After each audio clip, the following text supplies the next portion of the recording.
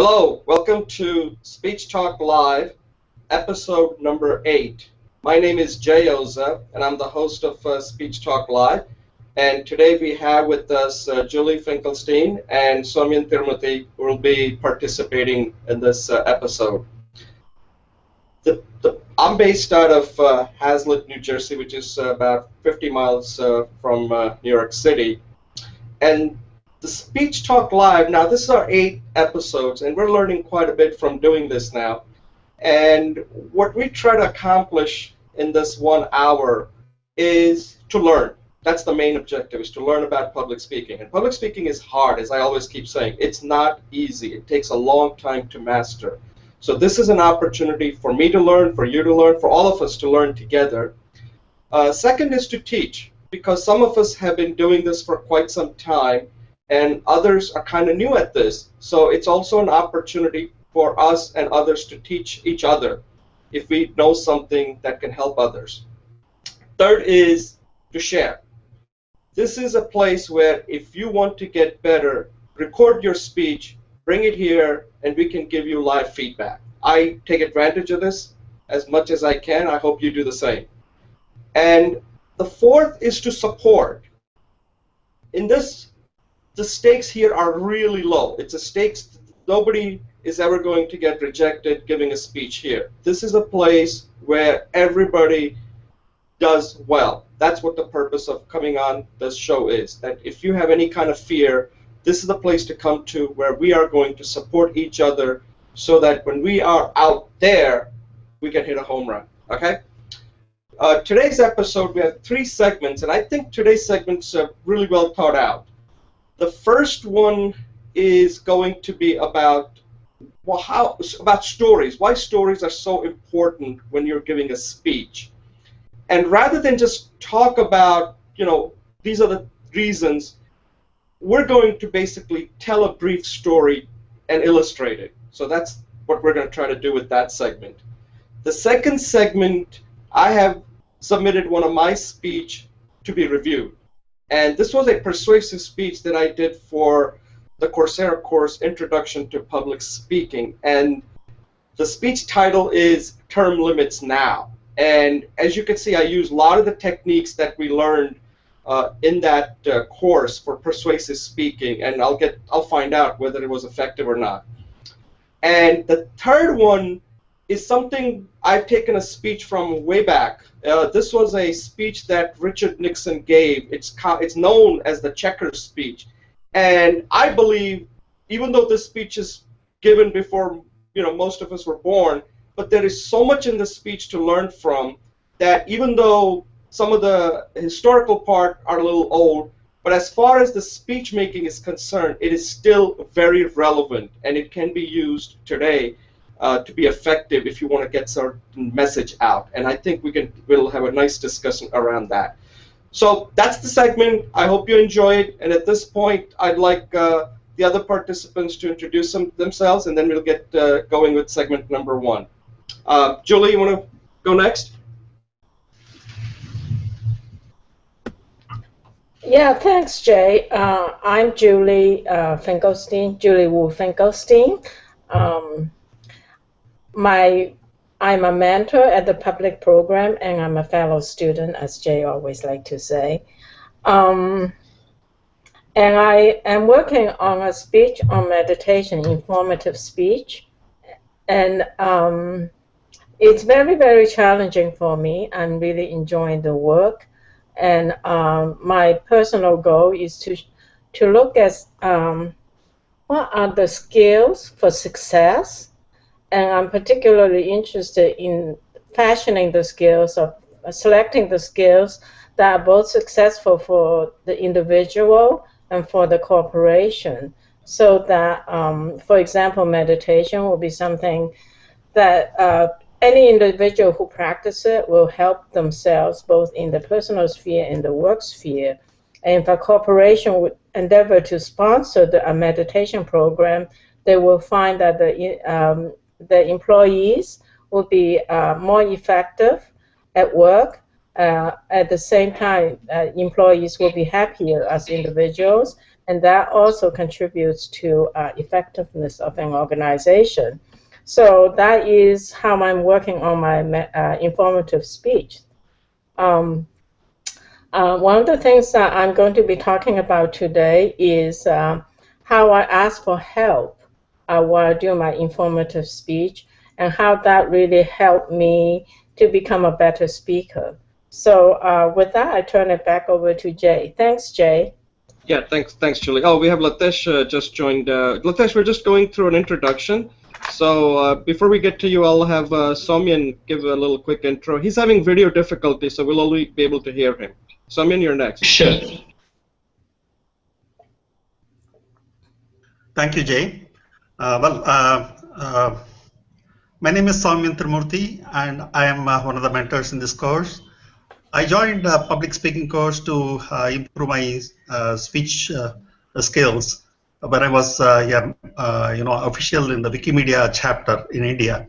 As a corporate executive, I never had much opportunity to speak in public. But then when I joined Wikimedia, I had to be an evangelist and need to talk about Wikimedia in most of the places where I went. So that's where I felt the need for improving my skills, and I joined here. I am also interested in doing some online training programs, and I've taken a lot of courses here, and I've also been trying out the various kind of techniques similar to the MOOC techniques that have been used, Khan Academy techniques, etc. And in that kind of a situation, also I found the need to speak into, for the purpose of recording the video was one of the important skills. Okay, so these are the two things which drove me to join this course. Definitely, I've been experimenting a lot with some video recording techniques also. One of the things I've been trying recently is to embed both a PowerPoint slide as well as a video in one shot and capture it as a screenshot. I've been having some kind of video difficulties and audio synchronization difficulties with that. Otherwise, I could have demonstrated one today. That's my primary interest now. Yeah, I'm through. Okay, Latesh, do you want to give a brief intro and then we'll get started? Sure, thanks, Jay. Hi, Soumyan. Hi, Julie. So my name is Latesh Balakrishnan, and I'm from India, based out from Kochi, that's the south part of India. And I'm working in the software industry as a project manager. And I got more than 11 years of work experience presently working in this industry, and this is a platform wherein I joined with Jay and our colleagues here from various geographies across the globe. So it's like a good platform for improving our communication skills, and I've been attending these sessions for the past 5 to 6 weeks now, and I'm finding that it's a great area where I realize this platform for improving yourself, improving your skills with respect to public talk and discussions on various topics, etc. It gives you various facets of the dynamics involved in public speaking, as well as to connect with a team which is based out from various other entities. So that's a great experience. Yeah, that's about me. Thank you. Okay. All right. Thanks a lot. Okay, I'm going to take a brief pause, and then I'll introduce the next segment, and we'll get started. Okay.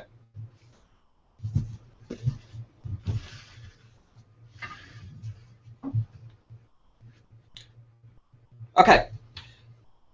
Again, welcome to Speech Talk Live. This is episode number 8, segment number 1. And in this segment, we're going to focus on telling stories, and specifically why stories are so important when you're giving a speech. So rather than talking about that, I thought it would be a good idea to just tell a simple story and then use that as a way to discuss this topic further, and then let others talk about whether they have a story that they want to share with us and make a point. Okay, so I'll tell a story about this. So this morning, as you all know, that I'm just recovering from a back surgery, and I have a physical therapy session in the morning. So as I'm ready to leave, I can't find my keys. I'm looking everywhere. I'm looking in my room, I'm looking in the dining room, I'm looking everywhere, and I can't find it. So then I just realized, oh, I know why I can't find it, because last night I had to pick up a car, my wife's car that was in the garage. It was already been repaired. And my daughter gave me a ride to the garage to pick up the car. So I found out that she had the key. So now I knock on her door and wake her up. And she's saying, Dad, I don't have the keys. You have it.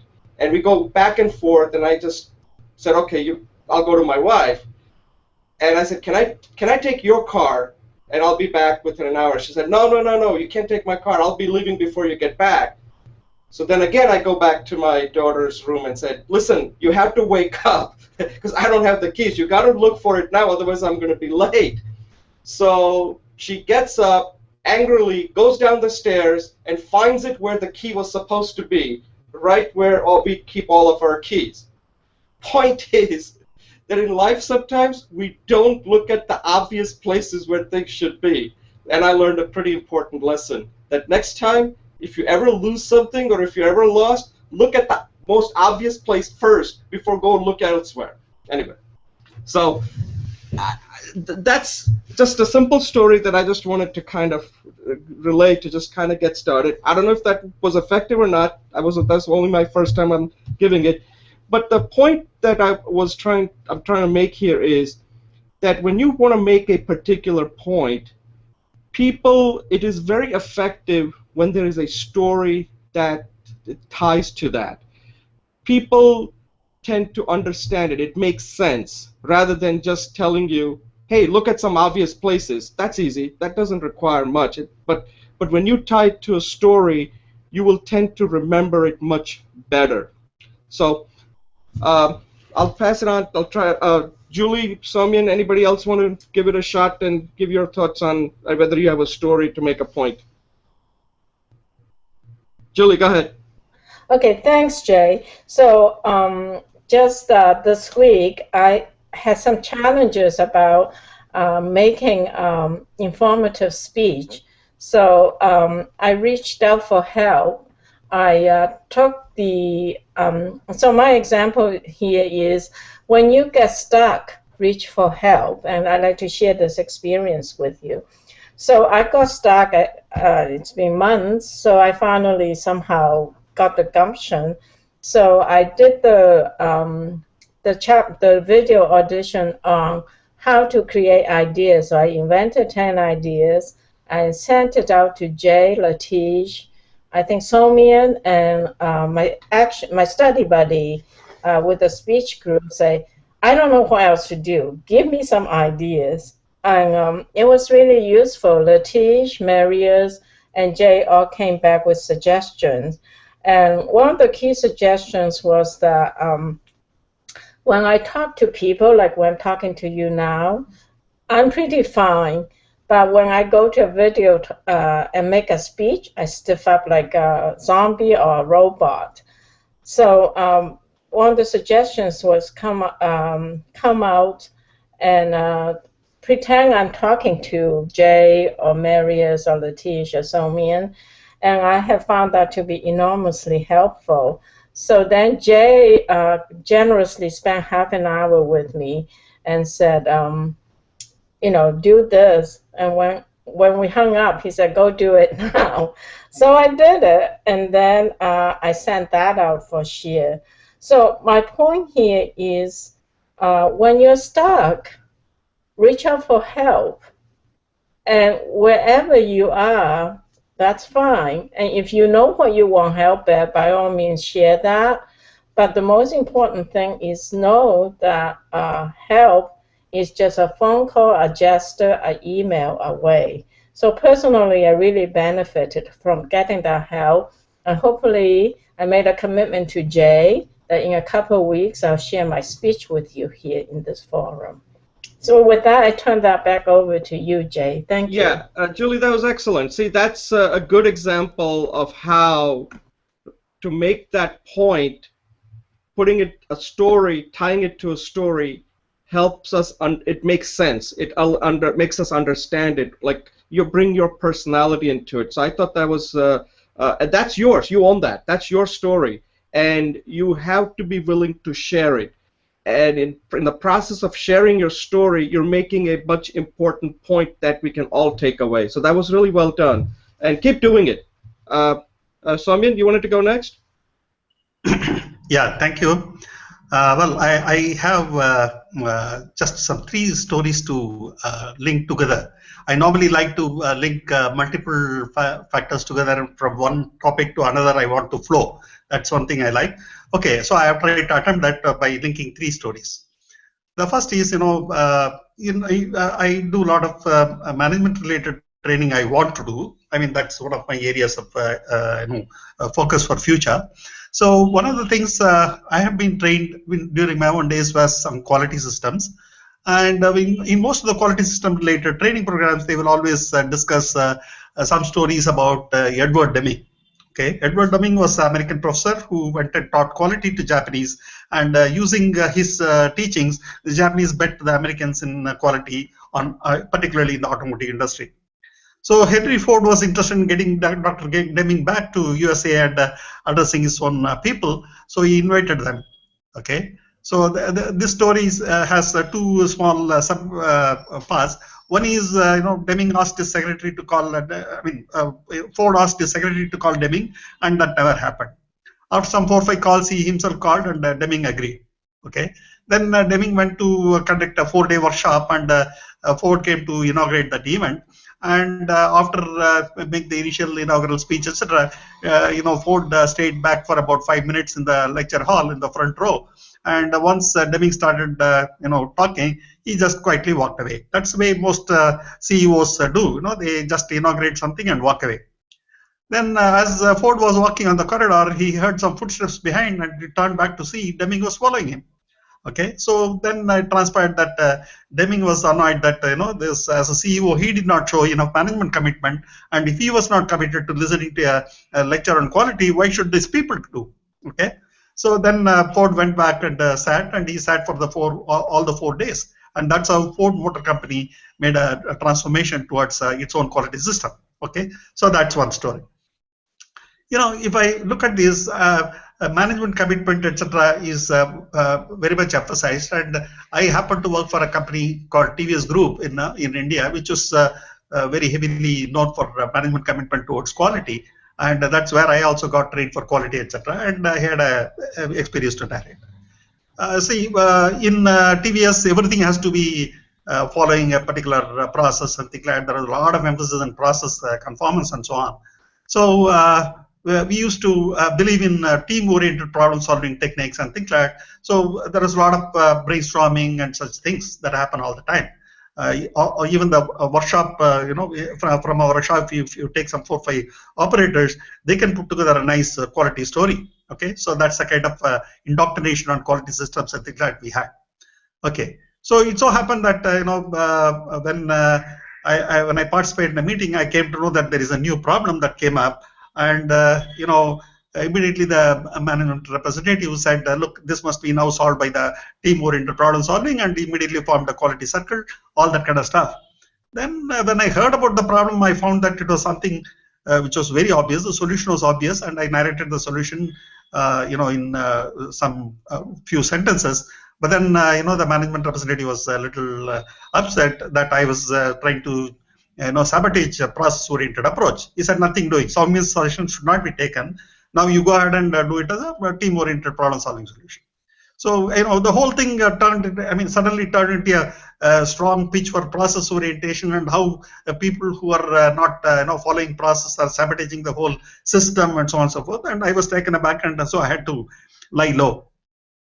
After about 1 month, the team leader came back to me and said, see, look, Soumyan, I want to hear your story. You had a session to make, and then which was not accepted by the team, the anchor at that time, and so I could not follow up with you. So what's the problem? It so happened that I had studied the subject, theoretically in college, and I knew what the problem was, and I had very, very strong clarity about that. And I narrated the whole thing to him, and within 24 hours, he went back and implemented that and solved the problem. So this underlines that even though strong management commitment, etc., could be there, sometimes it can sidetrack and drag a person away, and we fail to recognize individual competency, which could be short-circuiting many of these circuitous, process-oriented, team-oriented problem-solving situations. So that's the second thing. A third thing, which I feel that I find linked to this is, I went through a training program in an institution called Center for Organization Development in Hyderabad, run by one Dr. Maheshwari. So during that exercise, we were about 40 people who had come from various organizations, and we had just come there and joined for the training. And we all were sorted into 4 groups and 10 members each, and asked to solve some problem. Okay, so the idea was to to underline how group problem-solving techniques, team-oriented problem-solving techniques, are superior to individual problem-solving techniques. Okay, so it's again following the same thing. You want to believe in process, you want to believe in teamwork, etc. So this was to be a demonstration of that. So initially we were all given a long questionnaire.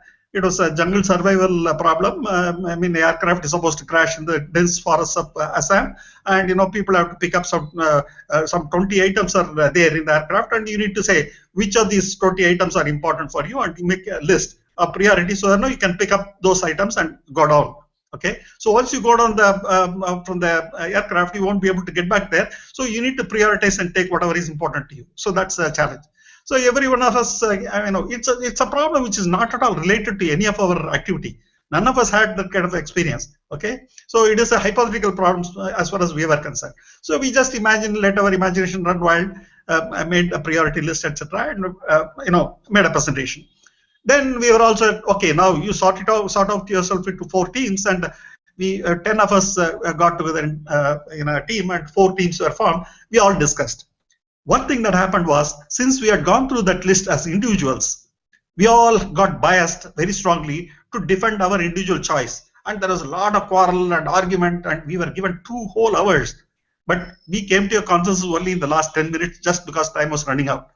Till such time, we had not even progressed to identify the top 4 or 5 items. Okay, so then we quickly agreed on the rest of the items and things like that. The whole thing was video recorded. Okay, so then we were introduced to a army expert who was supposed to be a jungle survival expert, and he came and gave his priority list. Then we did a comparison. What was our individual score? What was our team score? And how much were these individual scores and team scores deviating from the army survival expert score? Okay, we were all amazed to see that practically all except 2 fellows, had a great degree of improvement in their score from their individual score to the team score.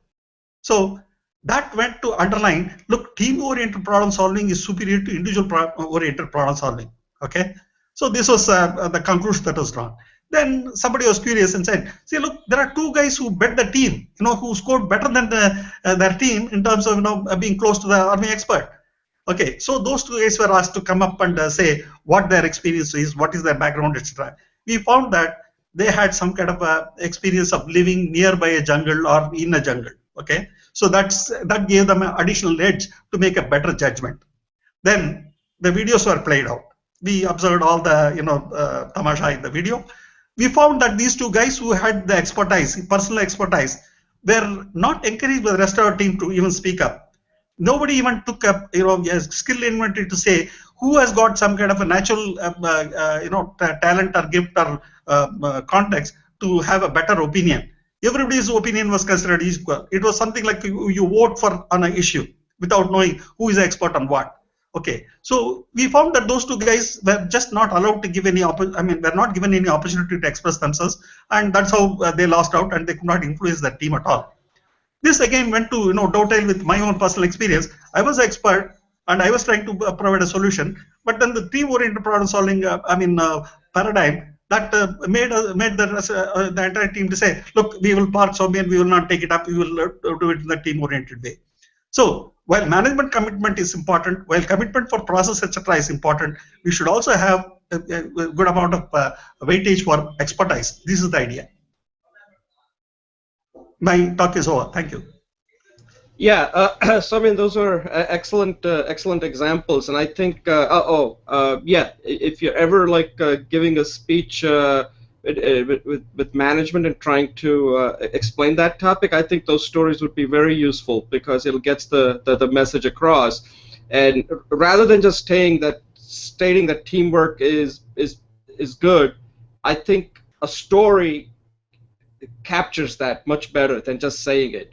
So I think that was very effective. And also, Latesh, we're not giving you a chance to talk. Uh, do you have a story, Latesh, that or go ahead? I'll let you talk. No, I think it's fine, Jay. I think being the last person always gives me that leverage to escape with very small statement.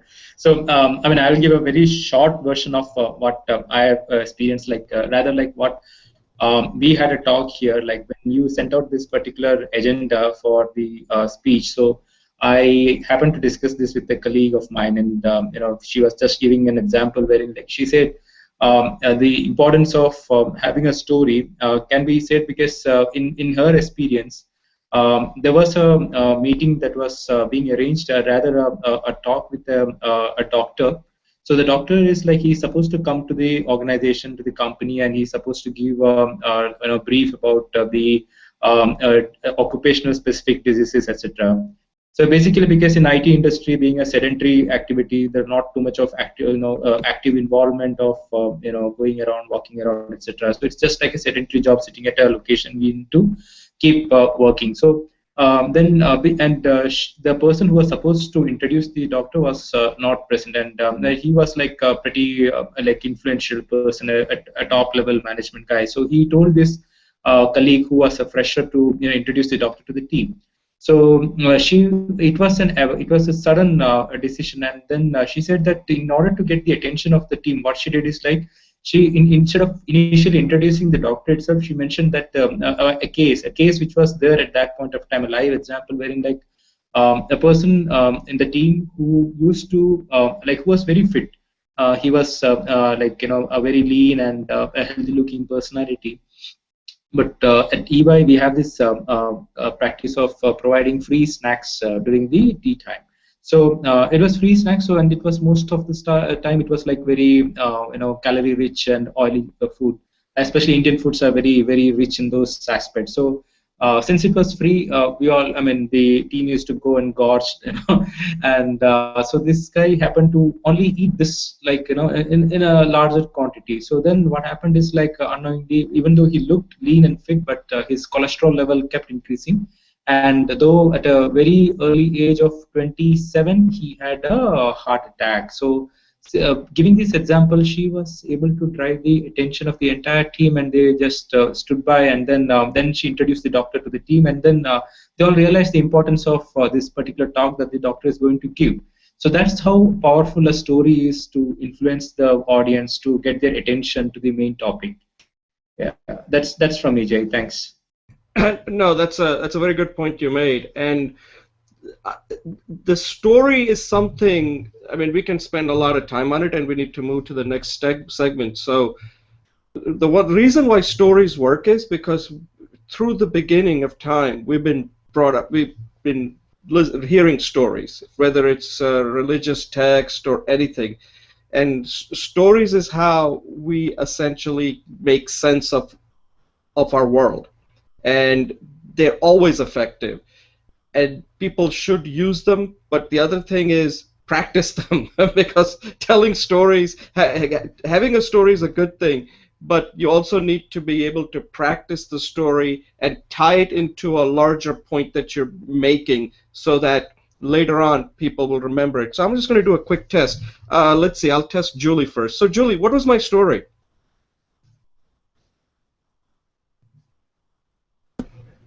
Okay, your story was about before you go for help, look at the obvious places. All right, Julie, you passed. Let's see. Let's see. I'm going to test somebody else. Soumyan, what was Julie's story?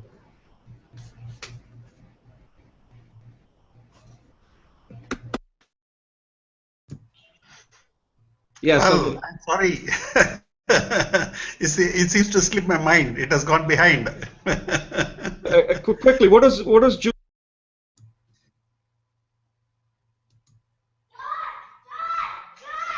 Hello. Yeah, what was Julie's story? Yeah, as I told you, I mean, it's in fact when Julie was narrating yours, I could not recollect your story. Oh, okay, no, not mine. It's a quick, like, Yeah, no, I am unable to recollect Julie's story as well. So I think I have a very bad memory. Oh, okay. Julie, you didn't do a good job. All right. Latesh, do you remember Julie's story? Sorry, I was mute. So I had helped Julie with setting up the agenda and firming up the objectives. So I remember the story. Right. So Julie, okay. So maybe Julie's good at, because one thing is Julie has a really sharp ear. She really processes everything that you're saying. So maybe this was an unfair question to ask you guys. So I got lucky. Because if you ever notice, Julie will tell you exactly what you're saying. Okay, she has that amazing talent. So maybe that was not fair. But Julie's story was actually very good, because what she was saying was that if you should go and ask people for help, but even more so, they're more likely to help you if you're actually doing something. Then people know that you're committed to it. So she was making a larger point of that with her own personal experience, recent experience. So I thought that was a story. So anyway, and Latesh, you want to take a shot at one of Soumyan's stories?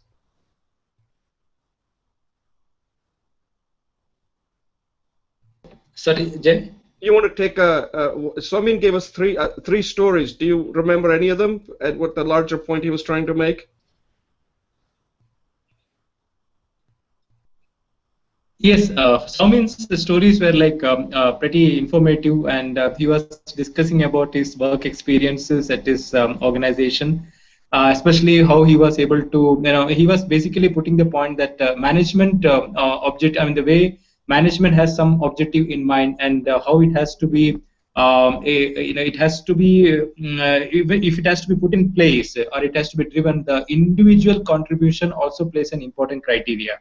So that's the looking at the bigger picture, he was driving home the point that we need to not only go by whatever objectives or the vision that the management wants the employees to do, but also take into mind the factors that would have actually changed the paradigm if they have considered the individual contributors' opinion as well. Good. Yeah.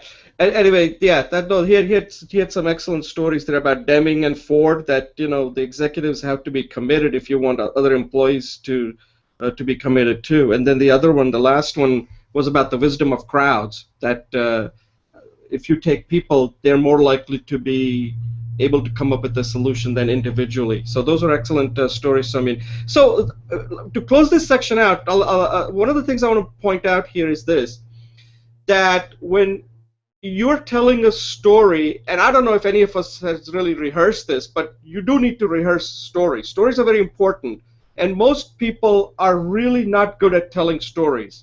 You should never be telling a story for the first time to somebody without first practicing it to see how that comes across, okay? So I think all of our stories could be made much better if we practiced it more, and we would get to the point, because in this format it's hard to be interactive, right? Because you have to pretty much finish your story and then only the other person can talk. So this is not really the good format. Still, it works. It's better than not telling a story. But the point is that you really do have to practice story like you're practicing a speech. Otherwise, it's not going to be effective. And how you tie in the larger point. The more you do it, the better you become. So to close it out, Julie, any comments?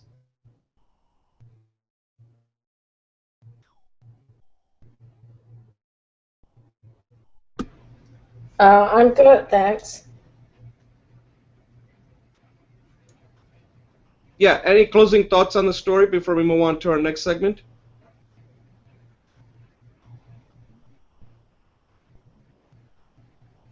Okay, I just want to say that there was this list called Pro Gymnasmata, which one of our mentor colleagues had proposed long back. But in that they talk about many things. One is fable, another is anecdote, the third one is short stories like this, and so on and so forth.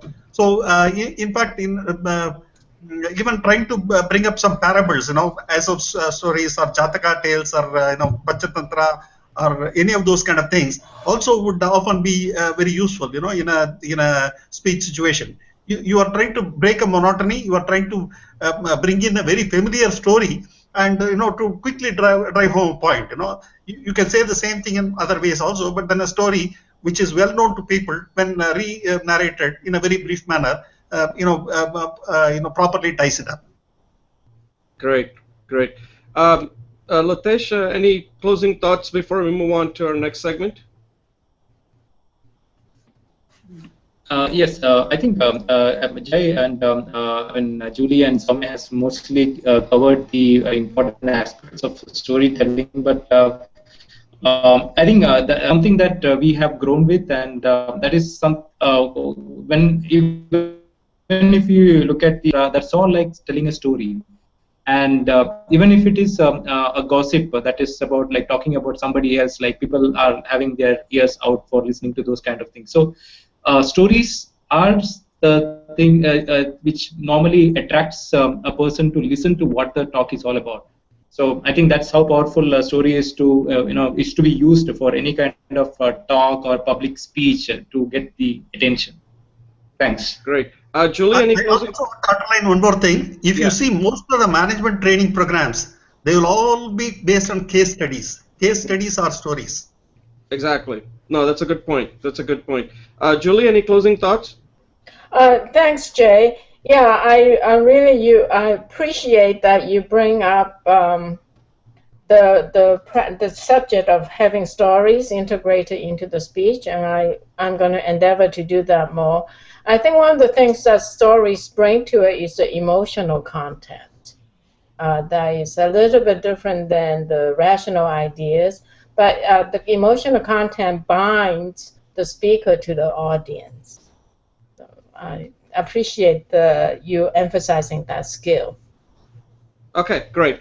All right, so we can come back to this later, and I think at any time when we feel like we need to revisit this again, I think we can do it another few weeks, because there's a lot that we can cover when it comes to stories, and today we just kind of scratched the surface, and I think it was interesting that we all had a brief story to tell, and I think we need to practice more of that. So maybe in the future we can just have a segment where we just tell a story and make a point. But the difficulty is that we're not giving a whole speech, so the story is kind of isolated, but still it's a good way to practice. Okay, so I'm going to take a brief pause, and Julie, you're going to facilitate the next session. So I'm going to take a brief pause and then start that. Okay?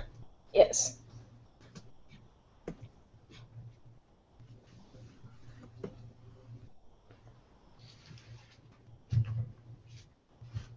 Okay, welcome to Speech Talk Live episode number 8, and we're moving to segment number 2, and in this segment we're going to review a speech that one of us has recorded, a peer review speech here, and it's one of my speech that I had recorded I believe more than a year ago for this Coursera course called Introduction to Public Speaking.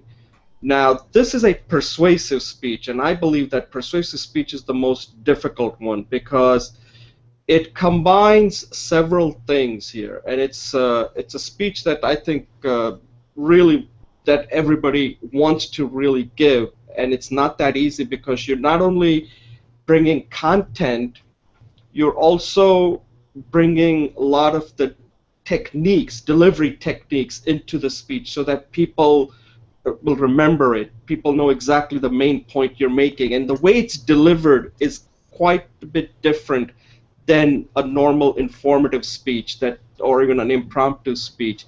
There are a lot of delivery techniques that have to be used for this speech. Like if you look at any of the persuasive speech, like Martin Luther King or Obama, they use many of these techniques, and I think I tried to use some of them, and we'll see how effective they were. So at this point, I'm going to hand it off to Julie to facilitate this segment. Julie, take over. Okay, thanks. You can hear me? Yes. Okay. Thank you, Jay. Thank you. Welcome, Soumya. And looks like we lost Latesh.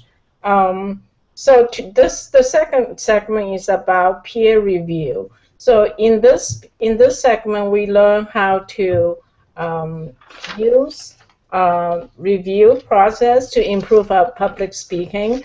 Because as we speak, we learn a lot just by observing. We also learn how to communicate by listening and giving feedback. Finally, we learn leadership because we want to help facilitate the improvement of our peers and fellows. So we learn to communicate in a way that is empathetic, clear, and supportive of the person we want to help grow. And these are skills that's very communication, listening, speaking, leadership are really essential skills in life. So I want to thank Jay for helping us to practice that and to be so bravely offering himself to be the practice of our work. And today, Jay's speech, I know Soumya and Latesh and I have seen it, is about the 90-10, the 90%, and how he thinks that's a problem and what the solution it is in the U.S. governmental process. With this brief introduction, I'm going to turn over either to Latesh or Soumya. Please take about 2 minutes to 3 minutes to talk about what you think of the speech, what you heard, and then provide some constructive and positive suggestions. Which of you would like to start? Just pick somebody. Okay, Soumya, why don't you go, and I'll let you know when it's 2 minutes, so you have a minute to wrap up. Is that okay? Okay. Great. I think this is a speech in which Jay used a lot of those repetitions. That is one of the ways of trying to create an emotional appeal is to keep on saying the first part of the sentence is same and then you change the last word alone and that kind of a thing, repetition. I don't know what the name for that kind of technique is. So that he used very effectively. Then he also made a lot of emphatic hand gestures of impacting one palm with another and so on and so forth. Those kind of things. Okay, so that also tried to build up some kind of emotional energy. Okay, so then he was calling for action. He was asking people to come and join in terms of in the social groups, Twitter, Facebook, and YouTube, and so on. And also he was even saying that it is not only supporting this kind of forums that you should do. You should also be able to contribute by donation and declare to take this movement forward in a much more stronger way. So he made a very strong appeal for action. So I think the linguistic embellishments that he did, and also the ending up with the very strong call for action, were a good way of finishing. Okay, so in fact he started very placidly, and as he went towards the end, the energy level and the emphasis level, etc., increased. That tempo increased. So initially he was focused on giving his 4 different classifications and explaining the problem, etc. So they were all on some kind of informative phase, and then he mounted this one on the emotional pitch and the action phase. So it was done nicely from that point of view. Yeah. Great. Soumya, would you like to take a minute to provide at least one constructive suggestion or advice how he can improve his speech?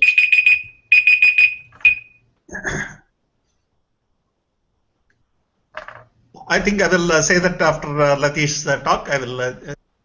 Okay, sounds good. Thanks. Latish, I'll give you a 2-minute time just so you know that. Yeah, thanks, Julie. Thanks, Soumya, too. So Here, Jay's speech about limiting the term in terms of the politicians getting re-elected, and then I think about 90% of them getting re-elected is so his problem statement was very clear, and the way he had structured the entire process, the entire talk was quite evident. It was well structured. So the objective or the problem statement was very clearly defined. He gave a lot of examples of how current situation in which the way Washington D.C. The politics that runs around in this in U.S. and how bringing about some changes would bring about a lot of positive impacts in various areas. So he had structured it in a very positive direction, positive way. And then after giving the problem statement, he immediately went into the solutioning aspects. And when, as Somin mentioned, so Jay spoke about how to bring about a complete revolution, doing a lot of, I think he wanted to publicize a lot on the social media, do a campaign, a media campaign. So a lot of changes and bring new faces, etc. Amend the laws, amend the existing rules, etc. So there was a strong appeal. And in terms of body language, he was very good in bringing those positive thoughts across. So I found that to be a good talk with respect to understanding the American political dynamics there and how things are getting impacted. So that was a quite a good I think talk given by Jay. And an improvement area, one improvement area, if I had to tell, that is like he started off probably in a lower note, and then I think earlier also, the earlier talk also, that was the thing, like so the initial impact has to be made in the early phase itself, so that we are drawn towards the talk completely. So that's the only thing. Otherwise, at the end, the statement which he made was like quite a good appeal, and I was personally, I think it was one of the good talk that he has given. So yeah, that's from me. Thanks, Thanks. Latish. Thanks, Latish. That was Yeah. yeah. Let me come back to give that. Okay. Let me give my evaluation too, and then I'll do another round of opinions, additional feedback, and stuff. Okay. Thanks, Somian. So yeah, I agree with Latish and Somian, Jay, that this is one of my favorite speeches from you, in that I really felt the build up from the beginning to the end, and that your hand gestures, the tempo of your speech, the linguistic techniques that, like, such as repetition and emphasis, and finally your final voice volume, really kind of were all synchronistically aligned to build up that message and that experience for us. In terms of the other thing that I really liked is, I always like a circle. So I really appreciated that you started off with the Lincoln quote, and at the end endeavor to link that quote into endorsing us into some kind of action, so that we can fulfill that vision that Lincoln had. And I thought that was a very powerful technique that you used. Okay, Somian, would you like to give a constructive feedback now? Yeah, thank you. Thank you. I have heard a lot of speeches from Jay. I think he's actually a role model for how one can keep practicing and practicing and practicing. He's a relentless practicer. Okay, so I have heard him so many speeches. He keeps working on it. He keeps chipping away at some improvement or other, somewhere or other. He keeps doing. But so I do find from the early days to now, he has increased his repertoire of what all techniques he incorporates, etc., to a very large degree. One thought I had was, I really had to think for finding out what to suggest, okay, in a constructive manner. See, I think if I look at his persona, his presence in the screen, he's somewhat, no, in terms of movement and things like that, he's a little normally very low in terms of movement and things like that. and he also keeps the voice level, tone level, which is more or less even. But in this, he increased it towards the end, etc. He increased his hand gestures, his emotional pitch, his voice modulation, etc. But then I feel in a general sense, apart from that bringing up the angry voice or whatever it is, I think he can bring in a lot more of vocal variety in terms of maybe something can be sarcastic, something can be in some other mood. So he can do some voice acting kind of thing. It's almost like telling small children stories. When you tell them stories and you say the lion was roaring, you almost roar like the lion roars, and so on and so forth. So I think one of the things that Jay can benefit from is doing a lot of voice acting modulation deliberately. He perhaps has to pick some situations where he has an opportunity to do that and do that. Okay, so that would be a nice addition to Jay's repertoire. Great, thanks. That was great. I appreciate you encouraging Jay to become even more dramatic and use his voice and his passion and just share that with us. So, Latish, would you like to add anything? I agree with Soumyan. I think Jay is like a great speaker, and I think even when I hear him without looking at the video, when I'm just hearing him out in the audio part also, he sounds really good. So he has, I think, built up that kind of expertise in this area. So and other things like I think I already told him earlier also during the talk, like some kind of live examples or something like that, which can be pulled in, something unrelated to the topic, but some humor somewhere like that. Probably that's something I would like to suggest, but otherwise it's perfect. Thank you. Thanks, Satish. I too bow to Jay. I guess we're all paying respect to Jay today. Yeah, I'm about to write a couple of checks, several checks here. Wait, I have constructive feedback too, Jay. so you should be. Hold on a second. So my constructive feedback to you, Jay, is it could be my listening skills. Is that it would have been very helpful for me if I knew the problems, how it caused suffering, and how your solutions remediate that suffering. And you could, for example, you could do a story that because of the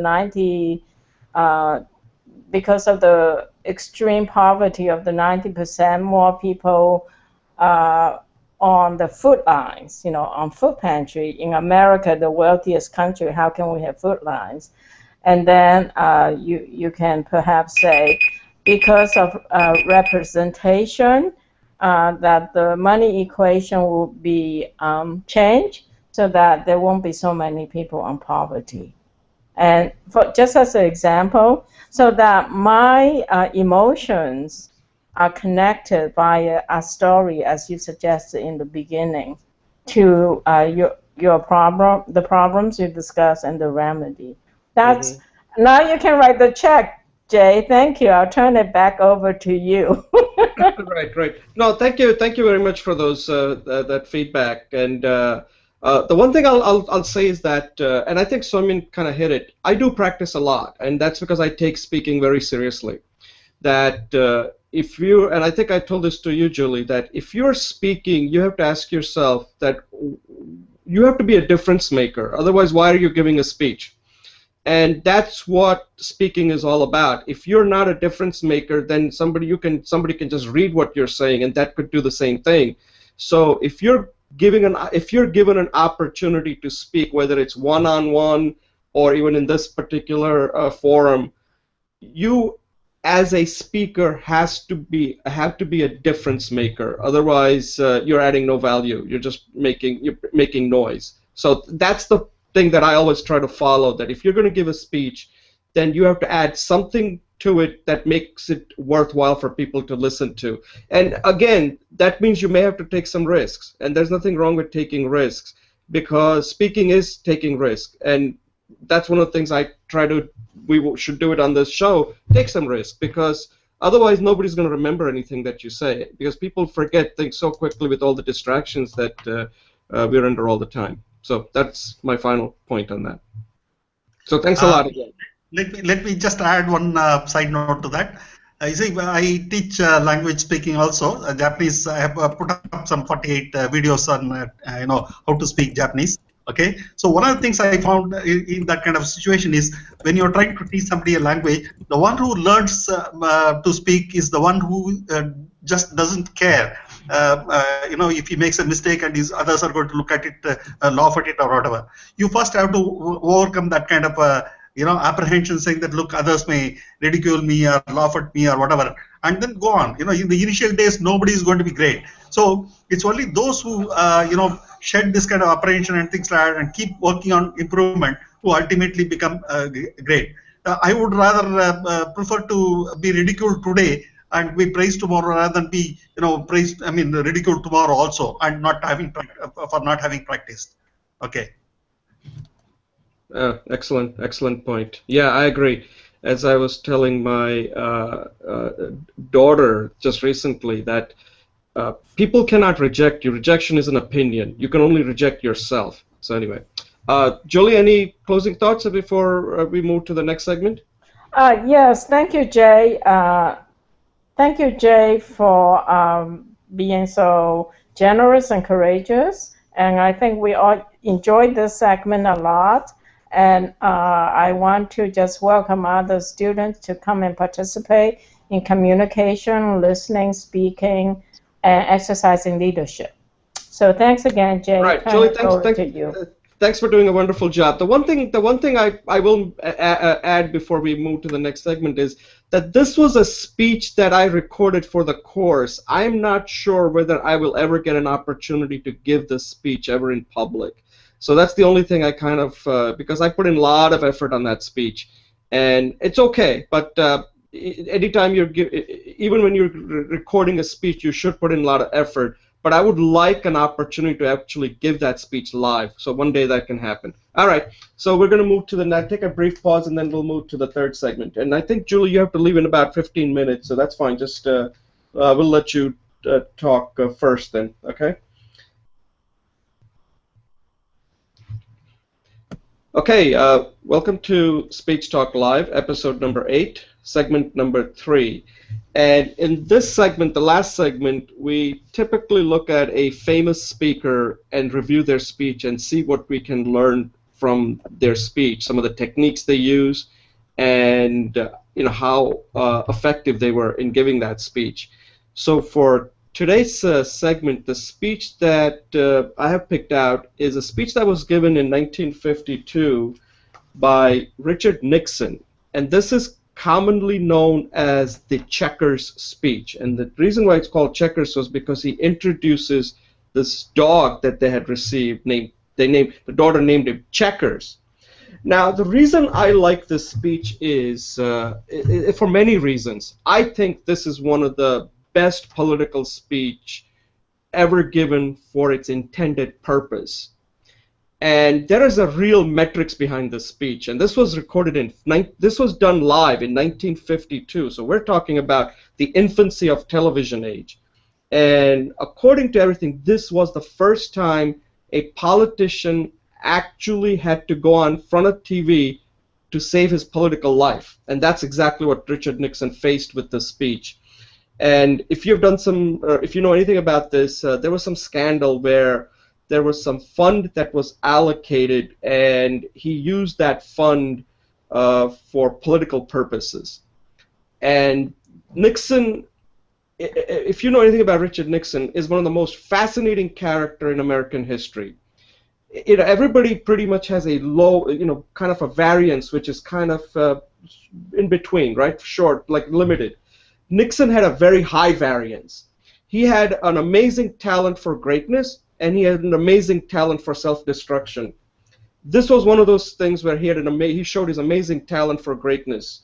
And what he essentially did with this speech was he basically was able to stay on the ticket because Eisenhower at that time was the nominee, and he had picked Richard Nixon to be his vice president candidate.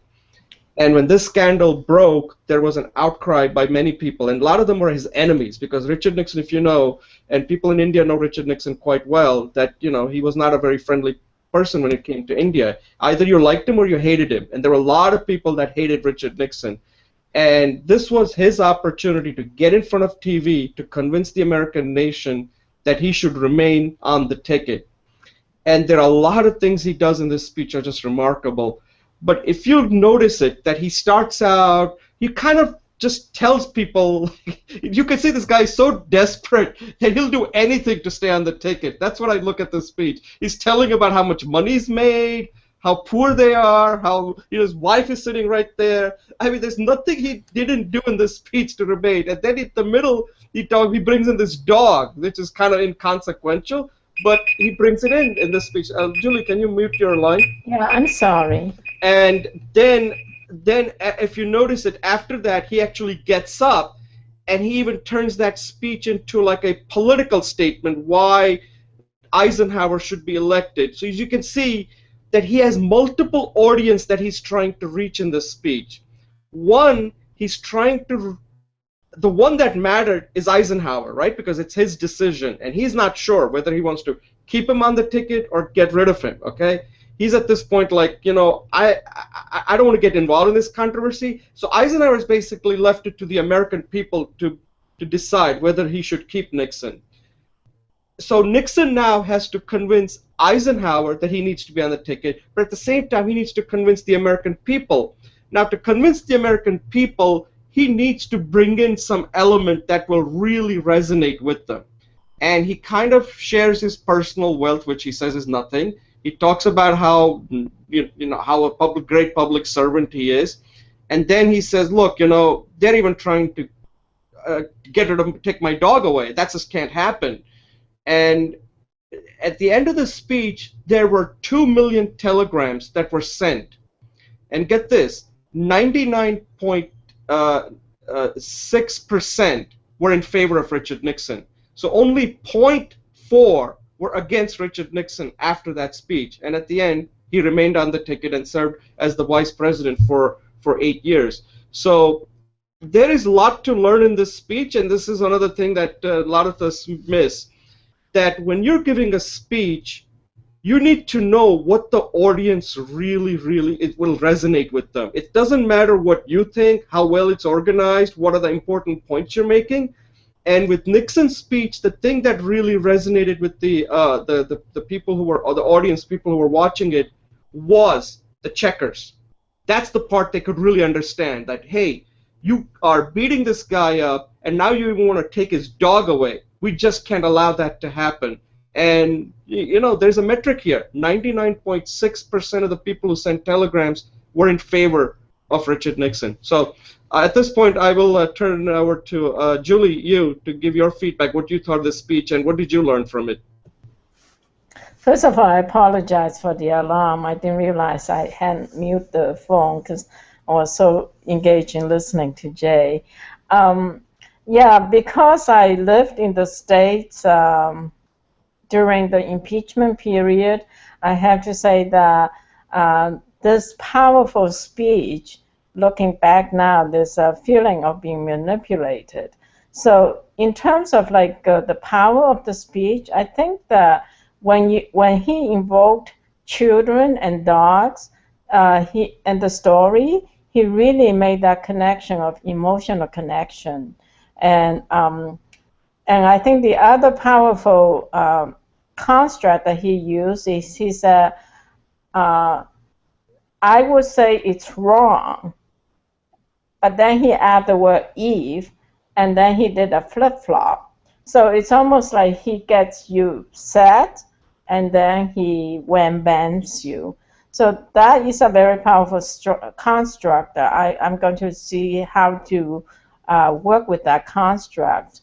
And finally, I think he did an evasive technique because he said it's wrong because it's immoral. And so by invoking morality, what he did was he bypassed the legality issue.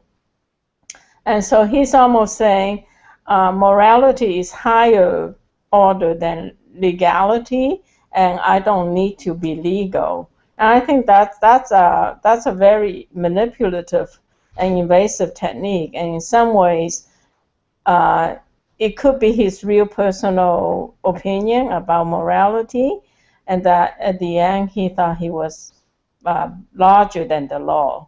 And so I thought it was very interesting that he implied that without even using the word legality, to frame his speech of his moral correctness so we can buy into it through symbolism and emotional connections of children's stories and animals. Excellent. Thank you. Yeah, no, that was, you are correct.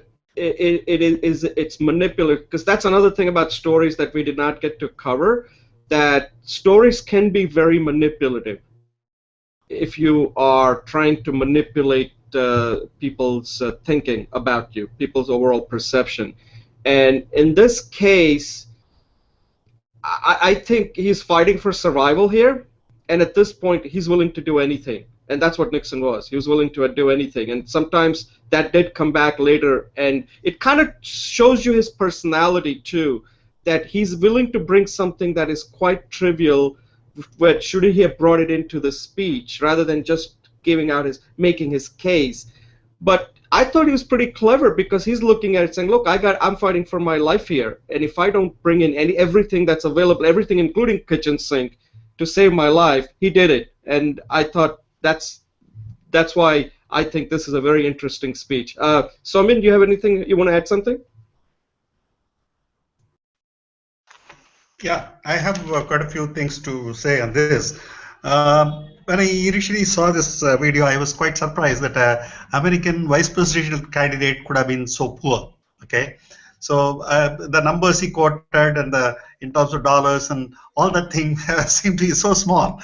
Okay, so I was a little surprised about that. But then anyway, this was in the very early days, 1952 or something like that. You said, okay, maybe in those days the dollar value was like that. I remember maybe it was all 8 rupees a dollar or something like that around that time. Okay, fine.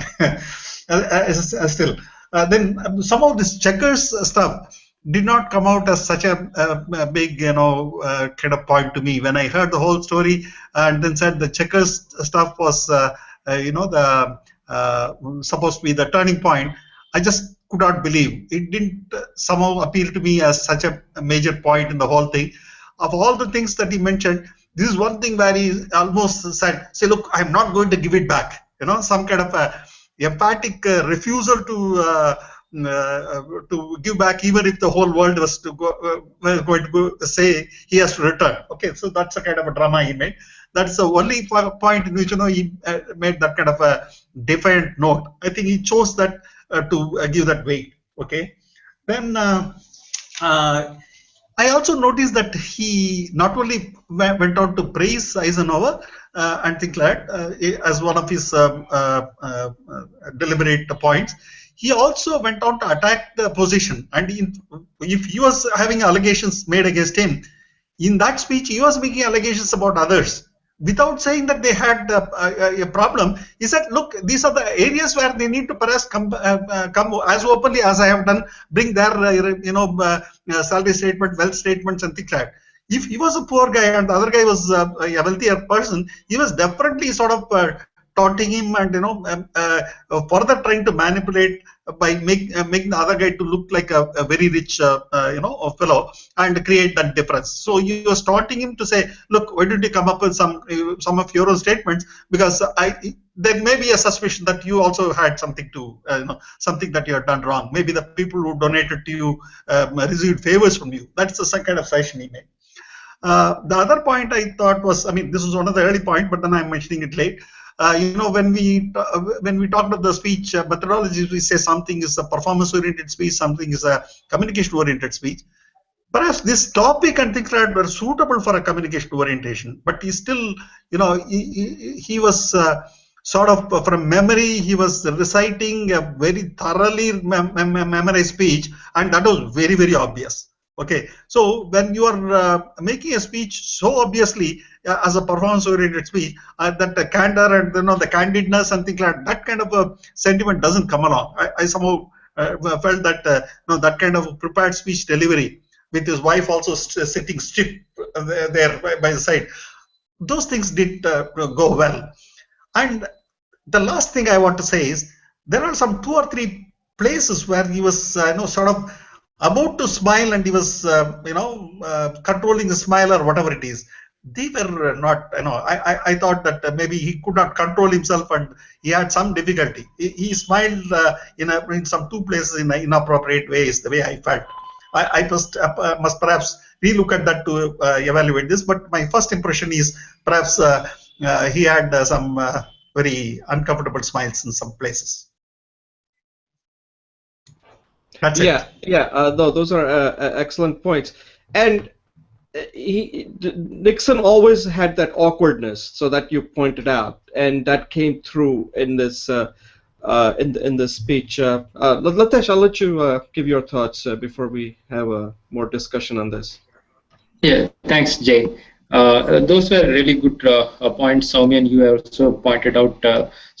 For me, I think from the angle from where Richard Nixon is actually coming up with this TV audition is mainly he's trying to save his political career, which is almost being maligned, and he's being smeared with a lot of allegations of laundering money for political aspirations. So he's trying to save himself, and also because he was running for the vice presidentship election along with Eisenhower. So it's like even Eisenhower's career was getting impacted by this allegation.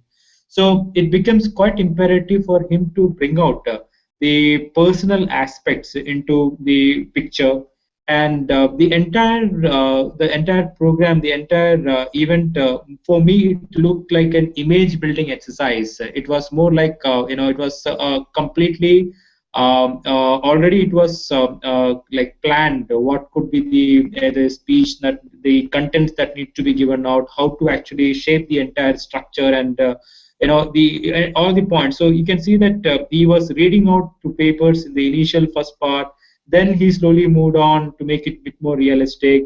Then showing briefly his wife sitting beside him. So that was like appealing to the common masses, appealing to the normal the citizens. And he gave an important point, like God loves common man, and that's why he made many of them.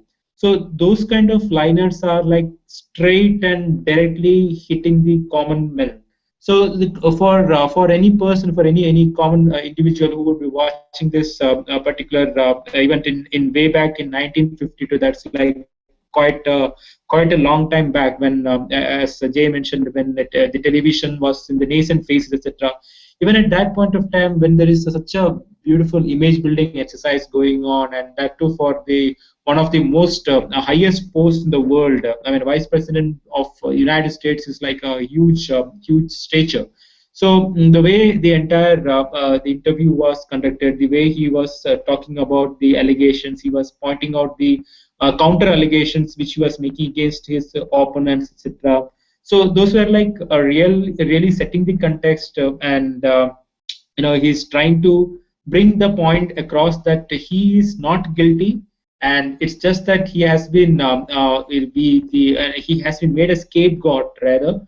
And look, and he brought out his personal aspects, the way he has his bank balance and how much he's spending on his insurance, and small things which are like very maybe pertinent to his financial stature, but may not, if you really look into it, as Soumya mentioned, it may not be the real picture, but then that's how he projected it, and it worked well for him. Definitely it made an impact. The checkers part, which came in the last segment, wherein he brought about that he is not, even if it came as a gift to him, and he's not ready to give it out, and his daughter really likes it and all, and he has just made a dramatic point there, and I think that makes the entire talk became known as the checkers speech, just because of that particular emotional appeal that he gave to his talk. So very powerful speech is what I would say, and it really appealed to the mass at that point of time, giving such a talk. Thanks. Yeah, no, those are excellent points, Latish. I think something you pointed out, which I did not mention, is that word common man. I think that is what he was trying to, and there are 2 points you made that were really good. One is that uh, Dwight Eisenhower had a stellar reputation. Here's the person who was the supreme Allied commander during World War II. You can't get anything higher than that, okay, in any country. He won a World War II, okay, at the end of the day. And he's now a presidential nominee to be the president. So his reputation cannot be tarnished in any way by having Nixon. So this was Nixon's way of saying that, I don't want Eisenhower to be affected, but look at me. I'm clean as you're going to get. Look at me. I have no money. I don't even make money. He's talking about his bonds. He has no stocks and bonds, his salary, how much he had, houses he owns, and everything. I mean, there's nothing he doesn't tell us about him, right? And I think what you said is absolutely correct. His audience is not the intelligentsia, is not the journalist. His audience are the people that are watching it. They're the ones who are going to determine whether he stays on the ticket or not, because Eisenhower is no fool either. He wants to be elected as the president. And if he doesn't keep Nixon on the ticket, right, so he's kind of boxed Eisenhower in with this speech now, He's saying, hey, Eisenhower, you may, because remember, if Eisenhower is putting him to give the speech, that means he has some reservation. Otherwise, why do it, right? He could easily say, this guy's a World War II Supreme Allied Commander. If he says, I want Nixon on my ticket, I don't see anything wrong, he would never even have to give the speech. So by Eisenhower putting him on and putting him in this situation, and by the way, Nixon did not have that much time to prepare for this speech, okay? That is one of the things. Actually, there's this book I have here, right here. There's a lot of little information in this book about that particular speech. And he did not have a lot of time to work with. In fact, he was supposed to give this speech after the show I Love Lucy, which was very popular worldwide at that time in the United States. And then, of course, I Love Lucy is popular all over the world with Lucille Ball. The other thing why Checkers, and again, I'm not sure if this comes through because this is interesting because you're adding some Indian perspective to this. Checkers is a very important part simply because in America, people love pets. It's a huge industry in America, okay? I have my neighbor, and I just saw him just yesterday, and he has a dog. This guy has 2 sons. I've never seen him taking care of his son. They're all grown up now. But every day he walks his dog twice a day, once in the morning and once in the evening. And I'm so jealous of his dog, the way he takes care of him. I'm like, that dog's got such an amazing life. And that's what it is in this country. People really, really love their pets.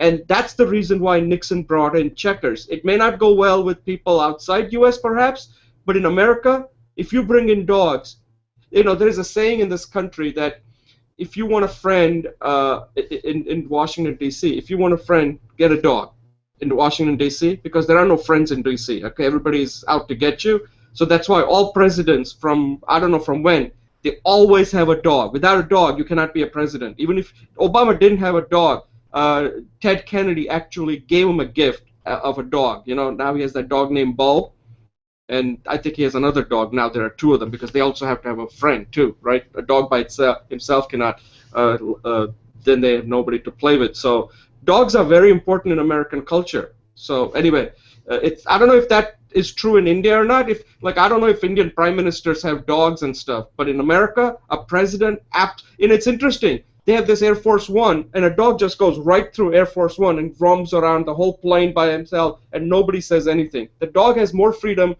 in this country, a president's dog, than even president's kids. Anyway, any closing thoughts? Interesting mention about the importance of pets in USA. Jay, I never realized that. Maybe my insensitivity to the Checkers thing was because perhaps in India pets are not really so important. Okay, fine. No, nice I have a uncle, and they had a dog named Haley. And they're Indians, but once they came here, they're all like everybody's American, right? And they actually went and bought do you know what an RV is? Recreational vehicle? Mm-hmm. Yeah. Those are big. Those are big vehicles that you use in this country. They're pretty big. I'm not sure how big they're in India, but they're huge. They're like a bus practically, okay, where you can go place to place and travel, right, and then park it at some campsite. And sometimes you can even have a trailer and have a car, right? And they actually bought that. I think they spent over $100,000. I don't even remember. It was a really nice little RV that they bought, specifically so that when they travel, they can take their dog with them. Oh, okay. And the dog unfortunately died a few years ago, and it was like one of the saddest day of their life. So pets it's a huge industry in America. Pets are a big industry, and dogs are at the top.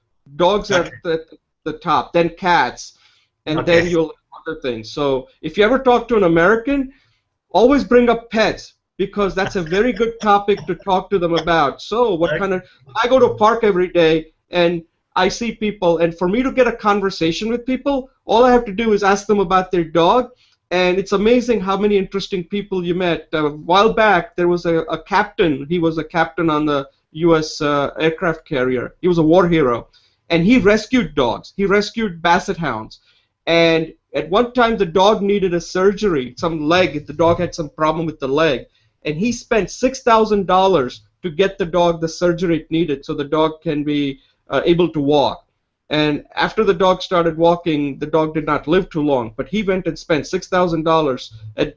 It's just amazing stories about how much people in America care for their pets. They're almost like, sometimes they're even they mean more to them than their kids, actually.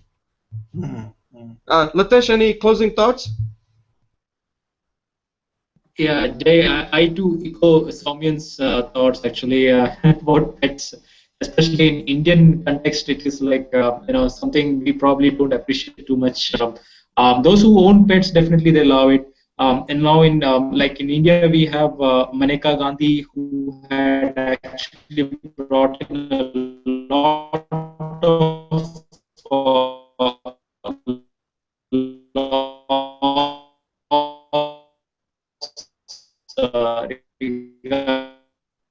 You're breaking up.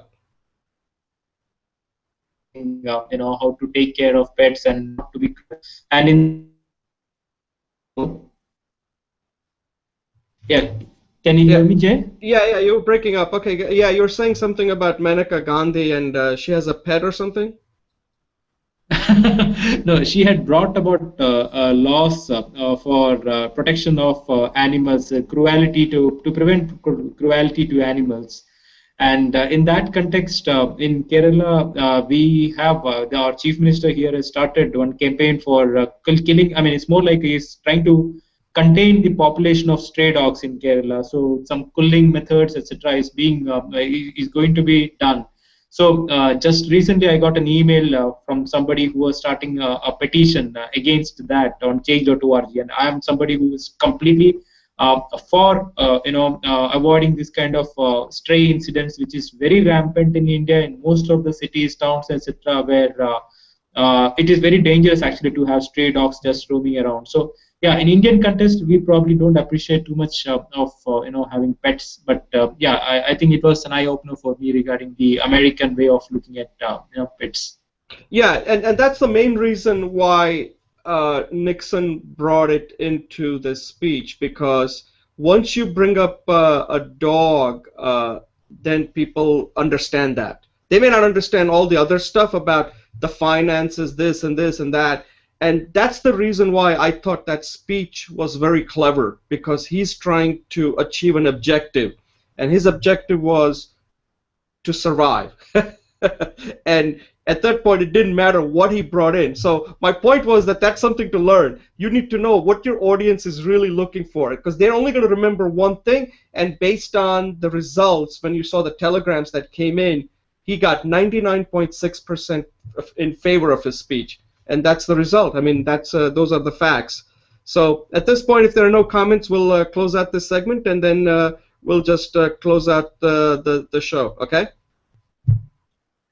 Great, Jay. Everything is fine. I think we can close down. Yeah. Okay, so Soumyan, if somebody wants to reach out to you, is there a email or anything? And no, email etc. is continuing to work. There is no problem. It's only the video, audio related thing. Either one of them seems to be going wrong and things like that. That's how things have been changing. okay, yeah, this show's gone a little longer, so I appreciate you guys staying till the end. And Latesh, Yeah. again, any closing thoughts before we close out this show? I think, Jay, this again, the agenda which was given today was really good, and the videos that we saw about Richard Nixon and even you giving the talk about the term for candidates in Washington DC is like superb. So I think you're doing a great job, and I would appreciate more individuals to see us performing here and come and participate with us. So that's Right. good. So and I can be reached on. Yeah, go ahead. Sorry. Yeah, go ahead. Yeah, Sorry. I can be reached at my ID, Latesh, balakrishna.latesh@gmail.com. So, yeah. Right, and I usually put Thanks. that when you guys are introducing in the opening, I actually take the annotation and put your email there so people can, that's when they're likely to do that. So anyway, I'll always give the chance that if there's anything, if somebody reaches till the end and they wanted to somehow get in touch with you, because you guys are in India, so there might be somebody from Kerala who might say, hey, can we get together for a coffee or something? Hey, if you come up with any speeches that you want to include, let me know, okay? I just don't want to keep on bringing the speeches that I come across. So if you come across a speech or any topic or any sharing somebody's speech, and reach out to people that you know if they want to come on the show or if they want to just watch it and participate. It's open, okay? Sure. All right, guys. Thank you very much for staying till the end. Appreciate it. Thank you. Thank you, Jay. Thank you so much. Thanks, Soumyan. And Bye. hopefully you can Have a get your great videos weekend. Bye. fixed soon. Bye. Bye. Bye. Bye. Okay, I'll close it out. Bye. All right.